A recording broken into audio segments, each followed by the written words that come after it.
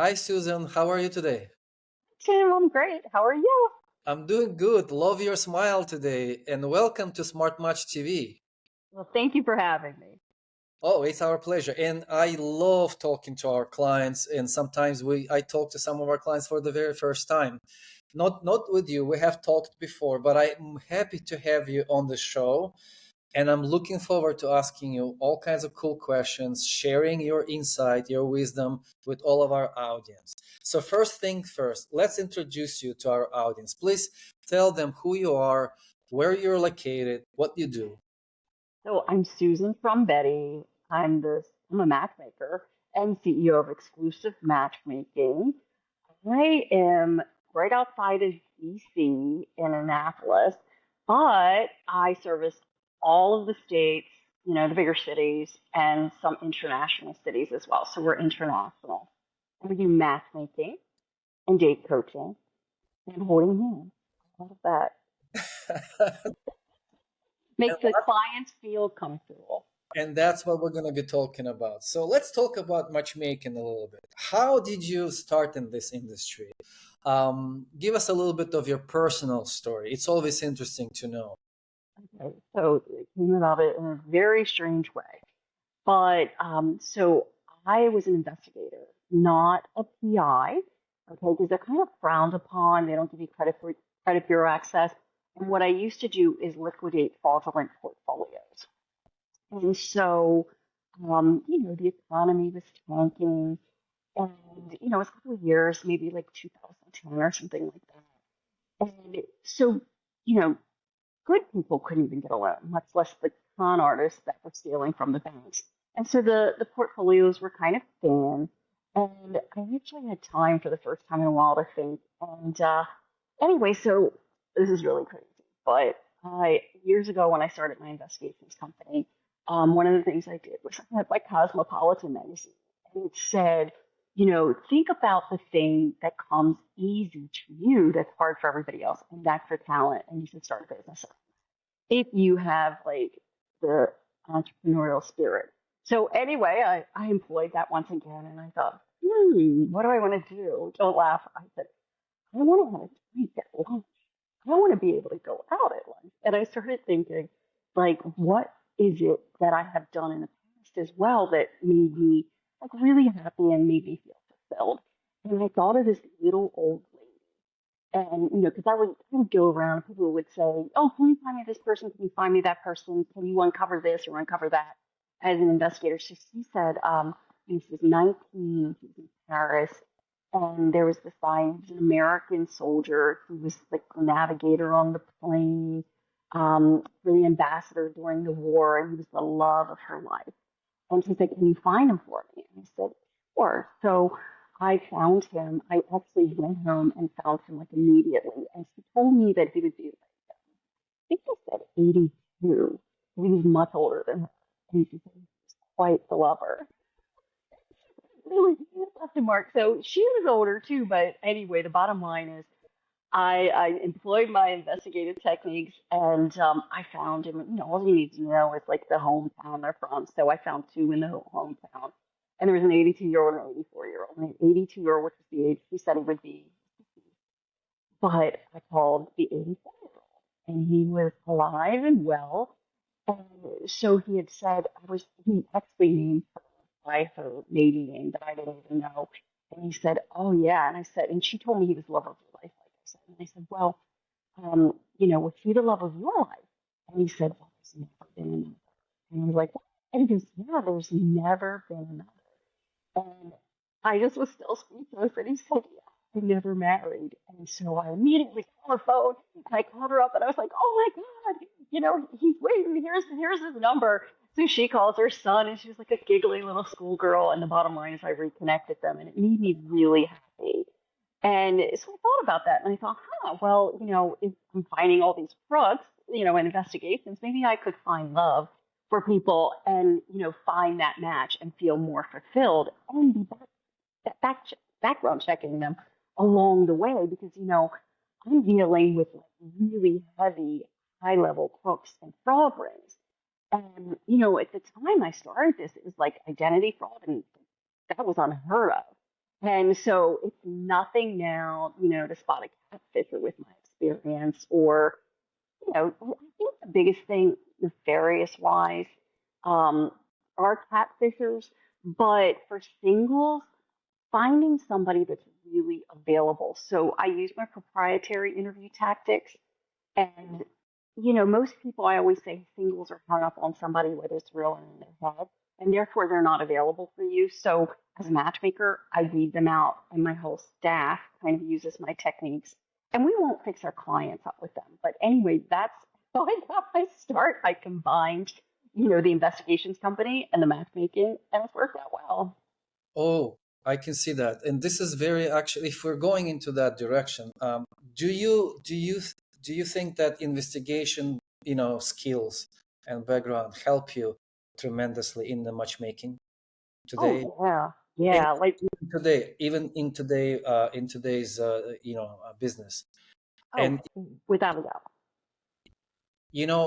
I interviewed quite a few matchmakers, but never kind of focused on this particular, I guess, feature of matchmaking. Most people run a background check.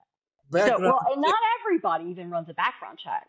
But I like to say anybody can pass a background check with a fake name, but I can tell you who they really are. So, when Netflix's Tinder Swindler came out, do you know what I'm talking about? Yes, yeah, huh? Okay. So I had one that week. So I had a coaching client, and she met this guy, and I didn't want to disappoint her. So the one session, she was like, I met this guy. He's perfect for me. That's one of the biggest signs that you have because they're really good at studying people and pretending to be perfect for you. So the next biggest sign is like they break the first date, and so she was like, they haven't met yet, and so I was just waiting because I didn't want to, in case I was wrong, I didn't want to like, burst a bubble there. And so anyway, after he broke the first date, and by the way, that was the next thing, he's hopping on a plane, but she can come with him. Well, she was gonna, she was like the head of a department in a hospital, a doctor, and she's not going to be jumping on a plane with some stranger. She's too busy. And so anyway, then she was like, will you check him out for me? And it was the same deal. And she was like, well, I don't get it. He's in Rolls Royces and private jets. And you mean to tell me people actually do this? How do they find the time? And I'm like, well, it's a big fraud ring usually.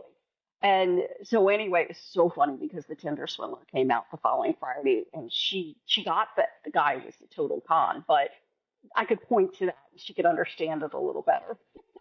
So here's a reason, guys, why you need a matchmaker actually, because Yeah, matchmaker, a good one, right? Like Susan can help you to really, really help you with this point, right? To identify if to screen candidates, right?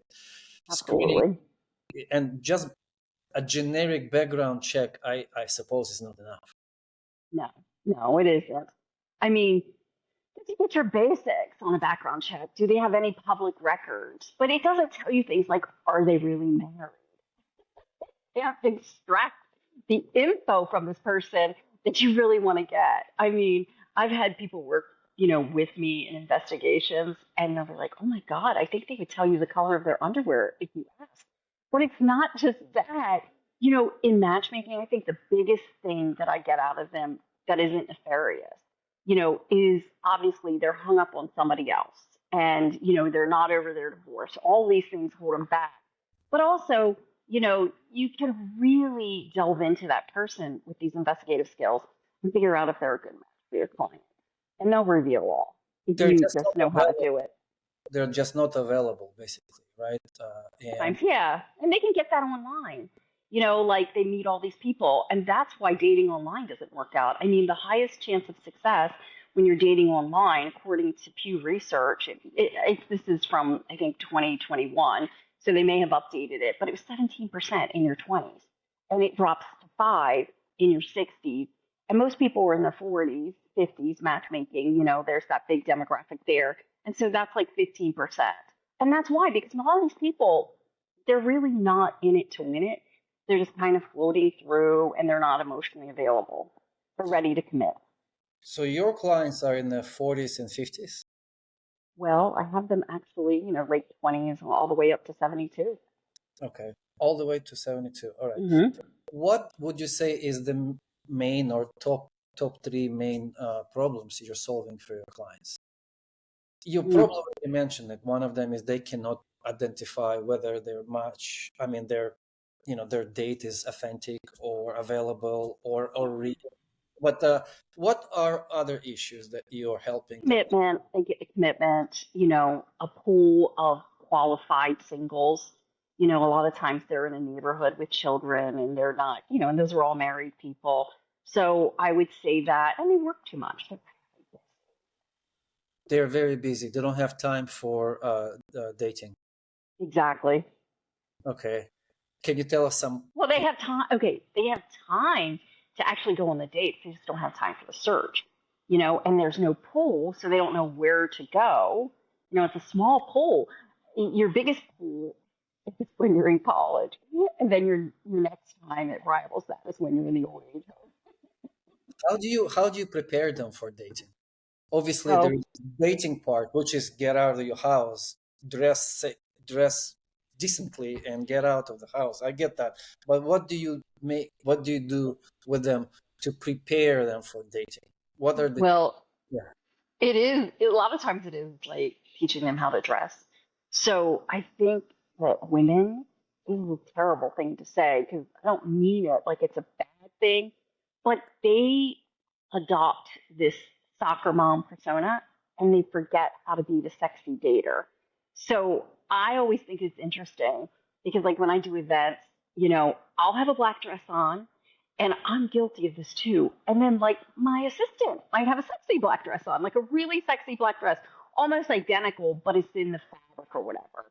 So I just teach people how to have a little sex appeal again in their wardrobe and how to have color, and, men.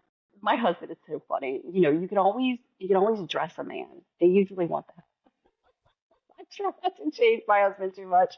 But yeah, my husband's guilty of it too. Dollar t-shirts, sweatpants, whatever. So sometimes you just need to point the guy in the direction of Nordstrom's.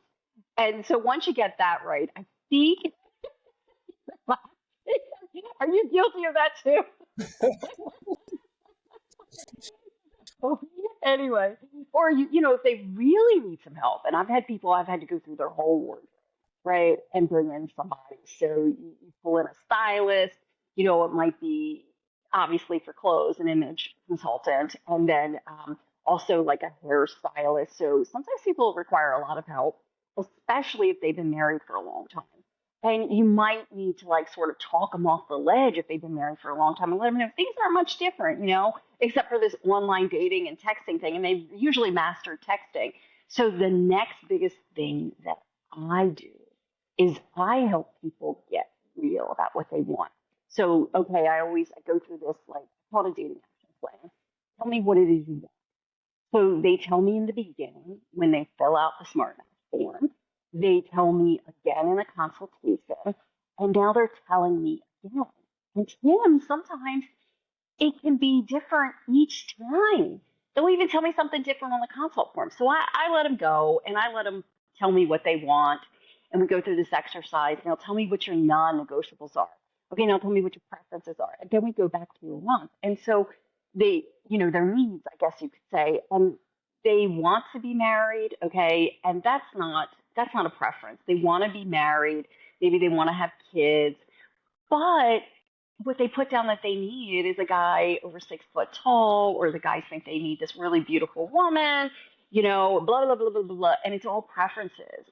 And so then I go, okay. And then I move it, to another sheet. And go, these are preferences. Now let's get real. You're looking for a commitment.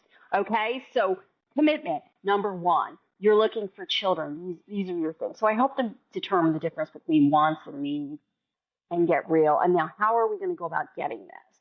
And it sounds simple, but I've had people that have taken them 4 or 5 hours to identify their wants and their needs, and the difference and the preferences and all of that. And at the end of the day, you know, that if you can't speak clearly about what it is, okay, that you are looking for in a partner, you're not going to get it. And so once you can, and people sometimes really struggle with this. So once you realize the things that are important, then you go out and I teach them, okay, now you're dating this person, maybe they fall for somebody. And then you look at your non-negotiables. And when you see your non-negotiables, whoops, they possess that. And that's a big non-negotiable for you. So take them to the curb. So that's kind of it. And it really does happen that way. Like I'll give you an example. I have this most beautiful.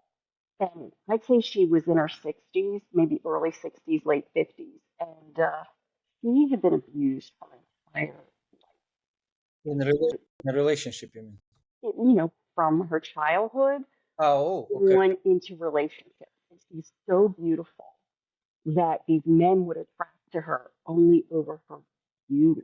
And they really didn't see her as a person. And they they weren't really in a relationship with her, putting her needs. It was about them, okay? And so anyhow, we really helped her. So she met this guy. It was meeting a guy. I mean, as a matter of fact, when she came to me, she was like, "Oh, I did meet this guy," but then she gave me the contract, and then she said, I'm going to go exclusive with this guy. And as soon as I received the contract and the funds, it was hilarious. And so, and that's happened a lot actually, with people. But anyway, so she's into the relationship, and now there's some problems. And she says, "Well, you investigate him." And she says he has a house. I think she said he has a house in Boston. He just has this big mansion. And so here comes the investigation part. I'm like, nah, he doesn't have that. He told her he had some financial problems during the downturn of the economy. I was like, no. And she was one of my first clients. He's bankrupt and he was just discharged. And as a matter of fact, that house in Boston, he did, keep that house, but he since lost it because he couldn't pay for it. And anyway, she was like, what? She couldn't believe it. And she's like, well, maybe he's just doing bad. He must have something. And I'm like, no, he filed 7. He has no assets. So they keep dating, and then we put down, and sometimes this plan is specific to them. So how do you know the next time you are attracting one of these abusive guys, and there were red flags of this, and a guy who only cares about their looks? Well, he wants to tell you how to dress. He's showing you off his blah blah blah. Anyway, the bottom line is, over about 2-3 months, he saw that he possessed all of these traits. And at the end of the day, like she kept telling me, things kept coming out. And I did this investigation for her. And we found this former woman because he had plenty of money, it seemed. But he was using her money. And she was like, don't go there. He ripped me off for all my money. So she was able finally to cut him loose and, and get on with my plan, which was what she signed up for. That's right. That's right. She signed up for, and I suppose many of your clients sign up for that reason. They are maybe almost helpless on their own, right? I mean, what Yeah. are what are the chances that a client like her could figure this out on her own, right? Well, After I think so, like you said, such a history of abuse and mistreatment, misalignment. What are the chances at this age someone can figure this out? I don't think good because you've heard you date the same person over and over again with a different name. Um, that's the only thing. And so I don't think really that good. And they can go to therapists and stuff. And I'll tell you something else that I had recently. So I had this lady that was in love with a very famous NFL coach, Super Bowl winning years, 30 some years. She didn't fool around with him when she was married, but he was quite the player. And anyway, I was able to help her see through her childhood patterns why he went with this guy in about 20, 30 minutes and make her break it so that she could find happiness, break that pattern so that every time he called, she didn't come running back to him every time he came running back. But I mean, it was a lifetime for her that he just kept doing that. And he was like, Susan, oh my God, I've had years of therapy, but in this time here, you've helped me see this and break this pattern. So, I mean, people have patterns. You And you were yeah, able to break the pattern like that in 20 to 30 minutes. yeah. I mean, So I had another that's instance. impressive. I mean, That's just sometimes people, we all have our things, right? And, mine's not technology. So we all have our things that we're good at. We have the things that we're really bad at. And so, like, I have another client, she's married now with children, and I was able to tell her one thing. And she was in her 30s. I think she was about 36. Beautiful woman too. She was about 36, and I was able to tell her one thing, and she was engaged in 5.5 months. And she had never been in an exclusive relationship. And I'll tell you what it was. She was highly aggressive in business. Okay. Just almost even planning her wedding, she was almost highly aggressive. But anyway, other than that, she was very passive with men. And so when we went through, the consult, she was like, well, that guy, I dated him 18 months. We weren't exclusive. That one I dated 9 months. We weren't exclusive. She was never exclusive with any guy. And I said to her, and I'm not going to tell you her name, but pretend it was Barbara. And I said, Barbara, which one of your parents was highly controlling and wouldn't allow you to speak your mind? And she said, and I don't know why, this is like my thing, right? I'm like really good at seeing these patterns. And she said, she started crying immediately. And she said it was her mom. And, but she loved her mom. She was crying. She felt bad because she felt like she was trouncing her mom. And I said, okay, well, it's okay for you to tell a man that you are looking for exclusivity, marriage, and children. You're not going to tell him on the first date, but you're not going to allow something to go on for almost 2 years and not be exclusive. You are allowed to get what you want in life. And that was it. It was a breakthrough. We never had another. I mean, there's been a few of them. We never ever had another coaching session. I introduced her, first date for him and her.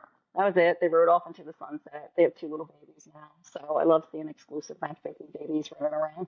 But yeah, sometimes you can tell some people because that's just not their thing. They're just not good at it. And we It, all have things we're not good at. Remember, it's our talent. Thing that comes easy to you is your talent.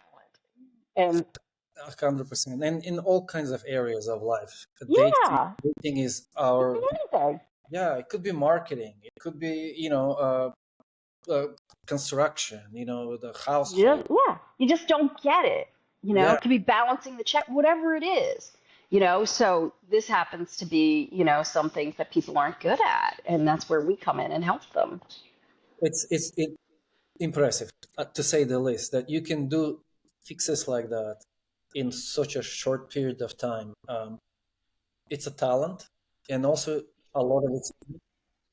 I imagine that you go through so many clients, the experience that you have is just so invaluable when you are looking at every situation. You can just do it much quicker, you know, than anyone else. And the package they're getting, to be honest, the package between matchmaking and coaching and therapy and psychology. I mean, image making. There's so much that goes on into this.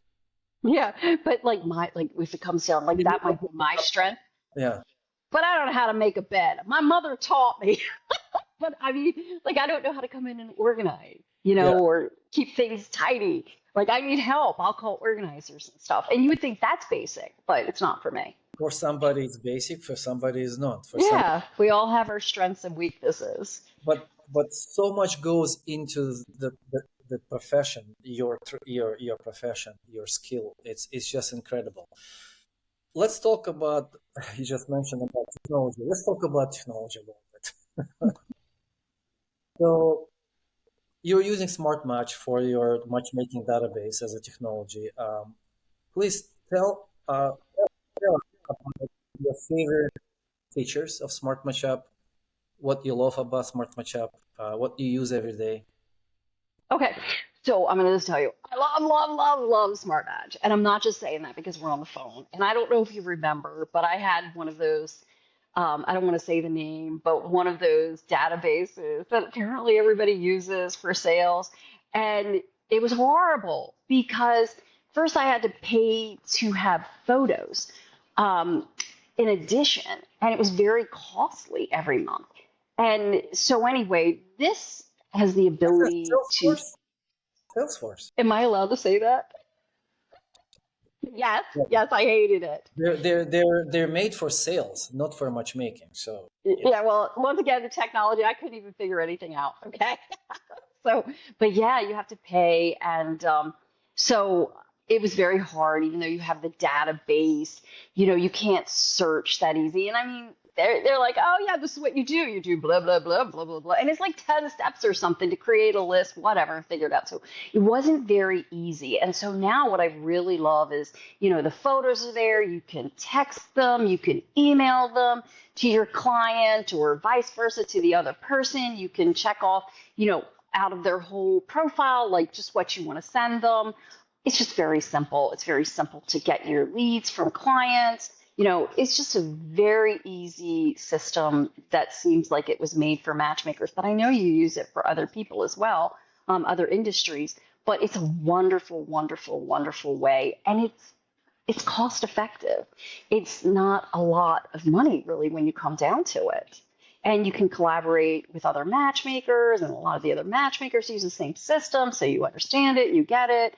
I mean, I just can't say enough. There's very good support. There's you. So, the whole 9 yards. Thank you. Recently, we were dealing with your questions about the form, and I suppose ability to connect a web form, customize it to the website is very important. Oh, you went out a little bit. There was some noise, but that's okay. We can cut it out or something. I'm just asking about the website forms. It's one of the most popular features for matchmakers, ability to connect a form to your database and get the intakes right away sent to your database. Um, Yeah. can you talk a little bit about that? So how does that look like in your world? You get an invitation. Yeah, it's a seamless process. And that's another thing I had to pay in addition. I had to use like another company and pay them for their form.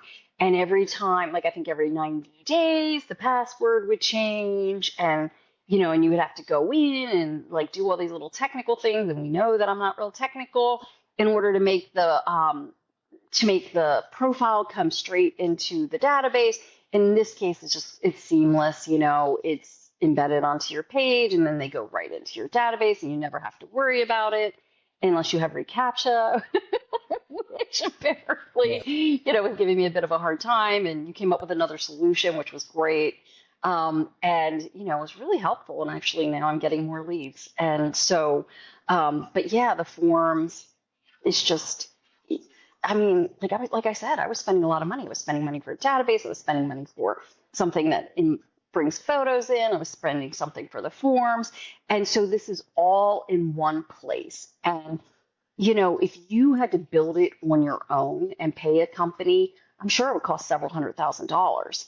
And, you can customize it for your own needs, and not just within we'll customize this. You want to put your company name on your data, whatever. But there's other things that I have done, like I've integrated my client consults into my database and things like that are totally customizable for your business. So it's wonderful software. So that the fact that you can easily customize it for your business. Yeah, I mean it's great, and and everything's just all in one place.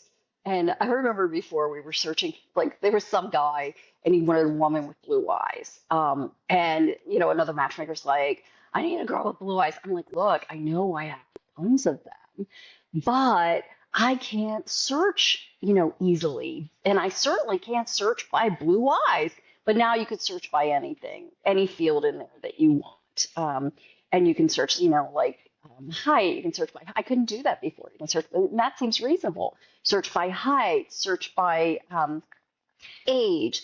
I couldn't do any of these things before. Search by eye color. Whatever it is you want to search by, you can search. Obviously, I used to be able to search, within a certain distance, but this is just really easy, and it creates the list, and it's simple. And when you're done with the list, you get rid of them. How would you rate or describe the impact Smart Matchmaking database it had on Oh, your business? Is it oh my help God. to scale, to be more productive, save time? It really saves time. And I will say this much. I have scaled, and I knew that my old system was holding me back, and I just didn't know really what the solution was. And so the biggest thing that it does for me after using another system, And I mean, I've heard stories, where people just keep their people like sort of on baseball cards. They weren't in a system. And then, when I first started out, I had this one lady, she's like, I've been at it for so long. I have so many people. She's a very well-known matchmaker, but I don't know what to do now. I can't get it all in a database. And, because I'd be forever putting it in a database. So, I mean, for me, I started out with a database and you guys, and it was kind of tough. It isn't usually, but um, just to like import that database. But you guys did it because I had so many people, and it was wonderful. It was seamless for the most part, but we did have to do it like I over remember. time. I remember we were having to go through your emails. You were storing your clients in your email box. Well, so what I had was I had clients in a database, but I also had like a landing page on each city, and they were in my email. So it was just insanity. And then there were other people who keep I mean, so I had my form where people are coming in my database, but then it was like, okay, I need a landing form. So once again, a form thing, right? So yeah, so it turned out more people come to the city pages sometimes than they do, into like the database. And you need to search by this. It was a nightmare. And so it just saves so much time. And we'll be like, oh man, I knew there was this like, auburn haired lady and she wanted exactly but what was her name? And you'd be screwed if you didn't know that. And it would just be hours of searching. And now it's like that. So So it's now wonderful. integrated all in one place. All your forms Mm. go Yeah, in. I'm glad you reminded me of that. But I do know people that didn't have a database at all, and they just kept it all like, okay, woman in her 20s. They had folders in their emails. Yeah, Yeah, mine started out. I've Yeah. seen worse. What People have you seen? on a paper, clipping the photo to the folder. It's things like that. It's very hard. It's not searchable. You have to go like, manually. Yeah. Well, I mean, what was it? I think Patty Stanger used to go into her file cabinet. Something like that, yeah. And there are different situations. Some people run this on Google Sheets or Excel sheets. There's different situations. Ugh. But Well, I'm going with to what, tell you something that you don't know about. So my husband is like technologically savvy that I'm not. He is. And he used to run computers for General Motors for all of North America and Mexico, right? And so one of the things when I was searching for somebody, and this is probably something people don't bring up, he's like, you need a disaster recovery plan. And these are things I don't know, but that's one of them. And a lot of these other people, they didn't have it. So that means if something happens to you know what it means. If something happens to your data, like there's a fire where the servers are or a flood, there goes your business, right? with But all you guys were one of the few people that actually, I mean, what is it? I don't even know, but Amazon servers or something, which is what a lot of people have now. But you had a great disaster recovery plan at the time. And people don't think of that, but it's important. we had to actually spend thousands and thousands of dollars and hours.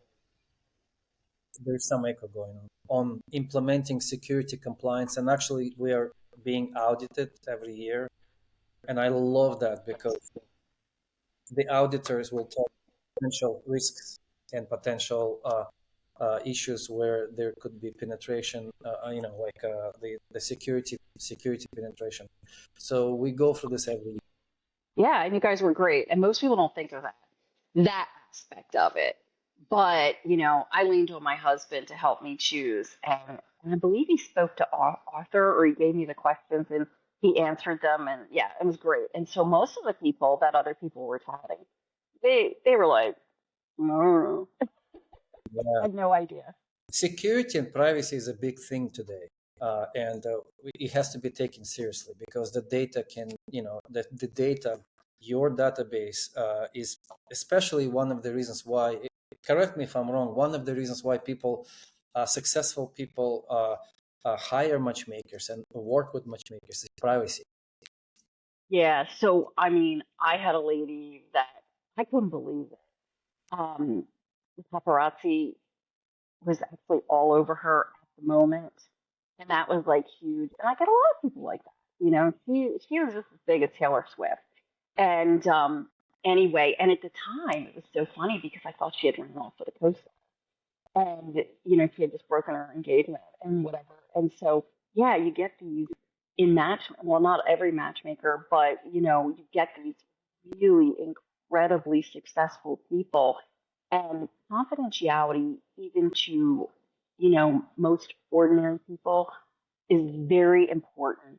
Being discreet is very important. So yes, the privacy, all of that is important, and what you offer with the security on your system.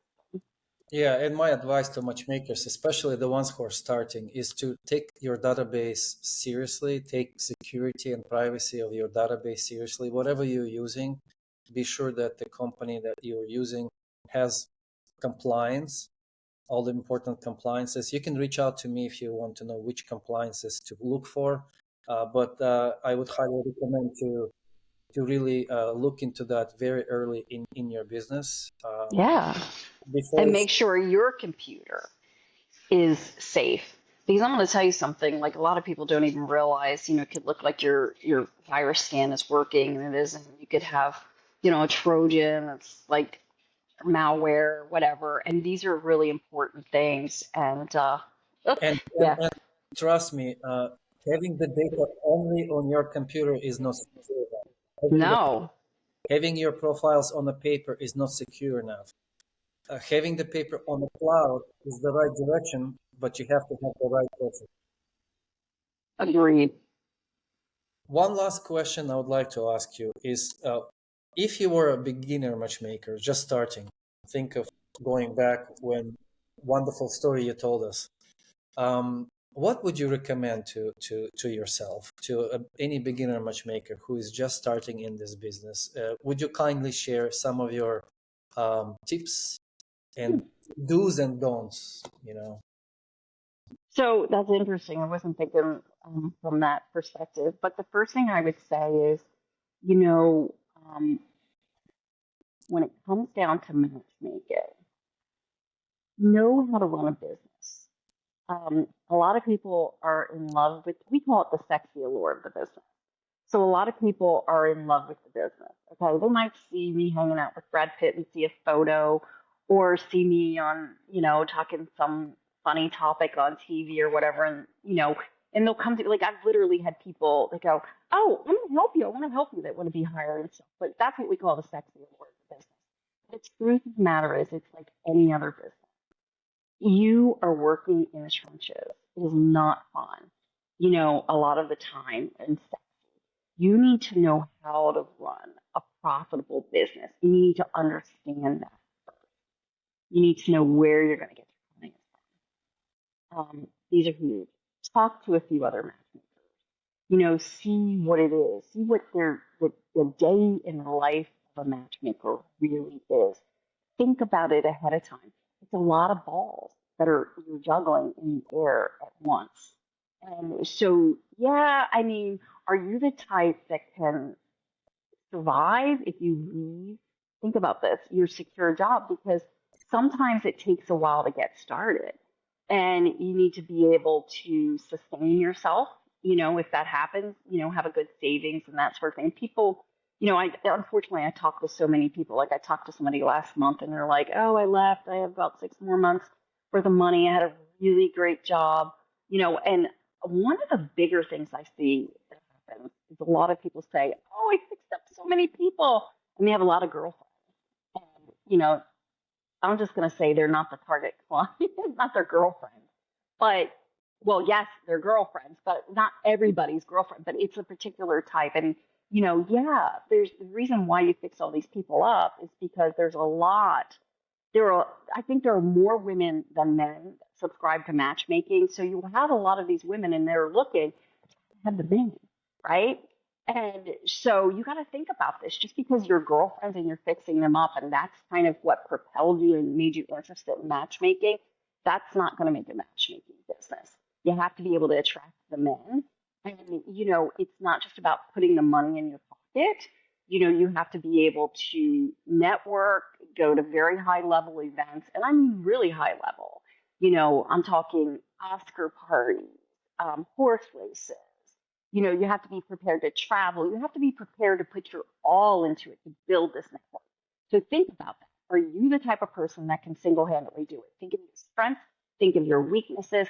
Hire somebody that has, strengths where you are weak, and think of all of these things together and put together a team. You know, they always we hear a lot of matchmakers say, "Yeah, you're not a true matchmaker until you want to quit," like 3 times over.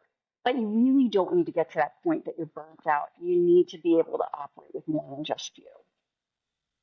It's packed with useful advice. There's so much in there what you just said. I will maybe highlight one thing. Treat it as a business, not a sexy hobby. Um, Yeah. you are starting a business, and that means everything: finances, hiring people, firing people when you have to. You have to have the guts, and you have to fire people fast if they're absolutely not a match for the role, right? Marketing, sales. All of it. Yeah. And it's tough. I mean, my former business, I flew under the radar. Okay. And I'm going to tell you something you really need to know in this business. So I flew under the radar because I didn't want crooks to find me in this business. You have to be front and center. So you said something marketing, which SEO comes under marketing. You have to know your own SEO. Don't hire these people because everybody says they know SEO, but nobody knows your business like you. So you need to really learn SEO. And there's SEO that involves your website, like technical things, speed. There's SEO that's like, oh, how do you get to the top of Google, which involves the speed of your website sometimes. And there's all these aspects to it. There's writing content, all sorts of things, and you need to be able to know when something goes wrong. And this is how you get your traffic. And nowadays, you better get up to speed with AI Oh yeah. because that's like the new SEO. Are you Yeah. using AI? Well, I'm not using AI in the sense I've used it like to hire like one of my best employees, but I mean whether or not you know matchmaking is coming up in AI, right? So this is now how you're getting your leads from the web. So you have to be able to position yourself to be found, and there's all sorts of things. How Yeah. did you use AI to hire your best ever employee? Well, I'll tell you, I spent $60,000 for a company to come in and help me. It might even have been 80 to write all my job descriptions and determine what I need and blah blah blah blah blah blah blah. And then I actually hired another guy at two, and I maybe paid him ten or $15,000 to hire some people for me. And he actually did teach me some things, to be honest with you. But the hires that he made were not great. So I just kind of got tired of it. So I had all these job descriptions and job ads and everything. So I sort of like fed it into AI and said, I need this, this, this, and this. Give me a job ad. And I put it out. And it was my best ever person that I hired that came from AI. And she was wonderful. She's actually gone, and I'm still crying over it. But, I'm going to hire a new person, and I'm going to use AI for that ad. Yeah. And yeah, so that's kind of how I use AI. And then, of course, if you want to come up in AI, you have to position yourself to come up in AI. And that's really important for any business, which are, your questions, that people ask, the frequently asked questions, and your blogs and all of these things. So it gets very convoluted. And these are the things you have to know. I used to say that anybody could do matchmaking if you're driving the business. And this is what people don't understand. You have to drive the business. You have to think of all of these things as the head of the business. Where you're going, think of your ads, your budget, your clients, make sure everybody's happy. So and by the way, that's another thing that's really important. Like when it comes to the schedule, you can run that on SmartMatch. We'll just throw that in. And it tells me everybody that's in need of the date. And that's basic, but I didn't have that before. It's do that manually.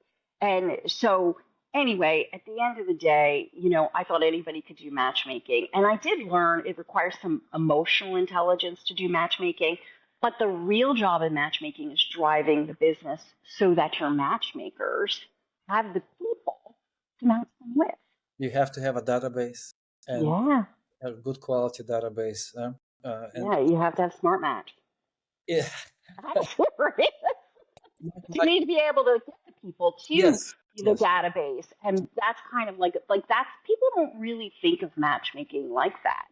They think of it, oh, let me go collaborate, which Smart Match makes it easier with other matchmakers, because I know there's like a collaboration piece, but they think that's all there is to it. But if you take that difficult client, none of these other matchmakers are going to have a match, and they're certainly not going to have like 12 of them. So you need to be able to drive these people to the database. On a positive side, just to keep the things bright and positive and hopeful, I think matchmaking business is a great business for a couple of reasons. First of all, you can probably start it with just one client, right? Mm-hmm. You can, am I wrong? You can literally just go and headhunt, Yes, but you can't scale it. but you cannot scale with one client. But you can start it with one client, right? Yeah, yeah.